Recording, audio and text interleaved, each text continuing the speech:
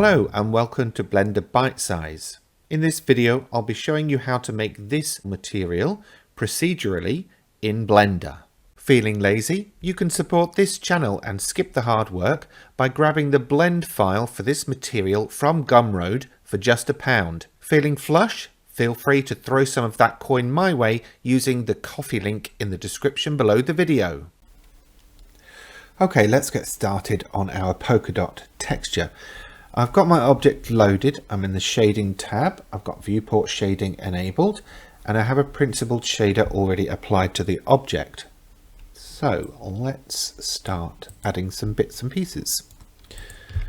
I'm going to add a Voronoi texture to start with, and that is going to get plugged into the base color. I'm going to change the feature output to smooth F1. And then I'm going to grab a texture coordinate, Shift A to search for all of these, and I'm going to use the generated output to plug into the vector of the Voronoi texture. Then going to grab a mapping node and put that after the Voronoi texture, and then a color ramp that's going to get put again after the mapping node. And I know we're stacking these up already, a mix RGB node.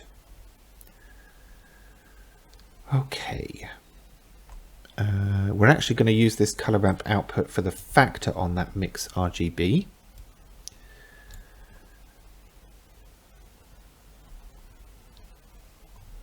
Okay, right, let's make some changes. First up, let's change the smoothness on the Voronoi texture to 0. Let's change the interpolation mode on the color ramp to constant, and we are going to move the white value to position 0.25. The top color in the mix RGB shader is actually going to be the dot color, and then this bottom color will be the background. If you want the ball or whatever you're doing to be glossy, then increase the specular value and decrease the roughness. I want a semi-glossy, so I'm keeping the roughness at about 0.25. Now let's make this easily customizable. Now we could obviously come in here and do all sorts of things in terms of mucking around with these values, but to make it easier, let's select all of these and press Ctrl G to group them.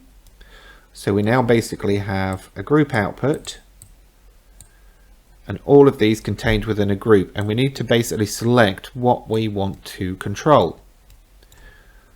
So the first thing that we want to control is the scale of the dots, so we'll plug that in there, and you can see that automatically populates the scale. We also want to change, be able to change the randomness of the dots, so we're going to plug that in there. We want to be able to easily control the color of the dots, so we'll plug that one in there. And the color of the background, so we'll plug that in there. And we wanted to be able to control the glossiness and the roughness and maybe even the clear coat. So we've now got all these, but they're not really named that well. So press N while you've got your cursor in this area. Go to group. And then we've got scale and randomness. Color 1, remember we want it to be the dot color. So let's change that. And you can see now, however, on the group input, that name has changed. Color 2 is the background color. So let's put BG color. Specular is the glossiness, so let's change that to something that we will remember. roughness and clear coat. That's fine. Now, these two are color inputs, so make sure that the type is set to color.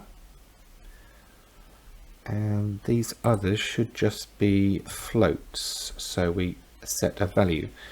For scale, we want the maximum, no, let's not change those.